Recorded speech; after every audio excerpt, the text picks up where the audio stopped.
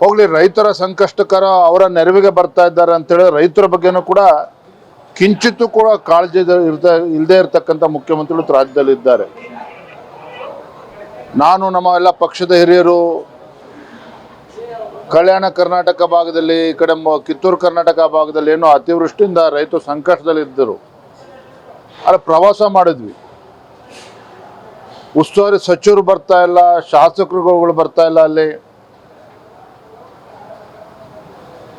ಏನು ಇಲಾಖೆಯ ಕಾರ್ಯದರ್ಶಿಗಳು ಕೂಡ ಜಿಲ್ಲೆಗಳಿಗೆ ಭೇಟಿಯನ್ನು ಕೊಡ್ತಾ ಇಲ್ಲ ಅಂತ ಹೇಳಿದ್ರೆ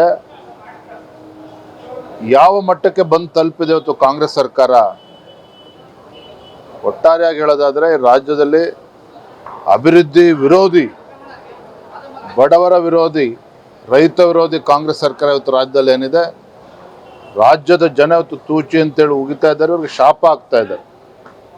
ಎಲ್ಲ ರಾಜ್ಯದ ಅಭಿವೃದ್ಧಿನೂ ಕೂಡ ಸಂಪೂರ್ಣವಾಗಿ ಮರೆತು ಇವತ್ತು ಕಚ್ಚಾಟದಲ್ಲಿ ನಿರತರಾಗಿರ್ತಕ್ಕಂಥ ಈ ಕಾಂಗ್ರೆಸ್ ಸರ್ಕಾರ ಇದ್ರಷ್ಟು ಬಿದ್ರಷ್ಟು ಅಂತೇಳಿ ಇವತ್ತು ಸಾಮಾನ್ಯ ಜನರು ಚರ್ಚೆ ಮಾಡ್ತಾ ಇದ್ದಾರೆ.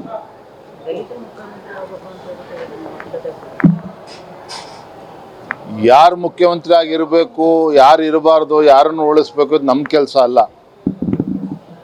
ಆಡಳಿತ ಪಕ್ಷದಲ್ಲಿ ಅವರೇ ಇವತ್ತು ಸಚಿವರು, ಶಾಸಕರೇ ಇವತ್ತು ದಿನ ಬೆಳಗಾದ್ರೆ ಇವತ್ತು ಬಡ್ದಾಡ್ತಾ ಇದ್ದಾರೆ. ಭಾರತೀಯ ಜನತಾ ಪಾರ್ಟಿಗಾಗಲಿ, ರಾಜ್ಯದ ಜನತೆಗಾಗಲಿ ಸಿದ್ದರಾಮಯ್ಯನವ್ರು ಮುಖ್ಯಮಂತ್ರಿಯಾಗಿ ಮುಂದುವರಿತಾರ ಅಥವಾ ಸಿದ್ದರಾಮಯ್ಯನವ್ರು ಇಳಿಸಿ ಯಾರು ಮುಖ್ಯಮಂತ್ರಿ ಆಗ್ತಾರೆ, ಇದು ಯಾವುದರ ಬಗ್ಗೆನೂ ಕೂಡ ಆಸಕ್ತಿ ಇಲ್ಲ. ಜನ ಬಯಸ್ತಾ ಇರ್ತಕ್ಕಂಥದ್ದು, ಈ ನಾಡಿನ ಜನ ಬಯಸ್ತಾ ಇರುವಂಥದ್ದು ರಾಜ್ಯದ ಅಭಿವೃದ್ಧಿ ಬಗ್ಗೆ ಇವತ್ತು ಬಯಸ್ತಾ ಇದ್ದಾರೆ. ಬಡವರು ಇವತ್ತು ಅಭಿವೃದ್ಧಿ ಕೆಲಸ ಆಗಬೇಕು, ರೈತರು ಇವತ್ತು ತಮ್ಮ ಸಂಕಷ್ಟಕ್ಕೆ ರಾಜ್ಯ ಸರ್ಕಾರ ನೆರವಿಗೆ ಬರಬೇಕು ಅಂತೇಳಿ ಬಯಸ್ತಾ ಇದ್ದಾರೆ. ಆದರೆ ಎಲ್ಲವನ್ನ ಮರೆತು ಇವತ್ತು ಬೀದಿ ಜಗಳ ಇವತ್ತೇನು ಪ್ರಾರಂಭ ಆಗಿದೆ.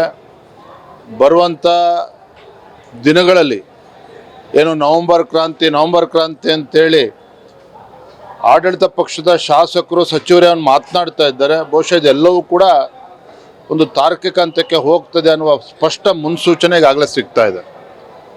ಇದರ ನಡುವೆ ಸಿಎಂ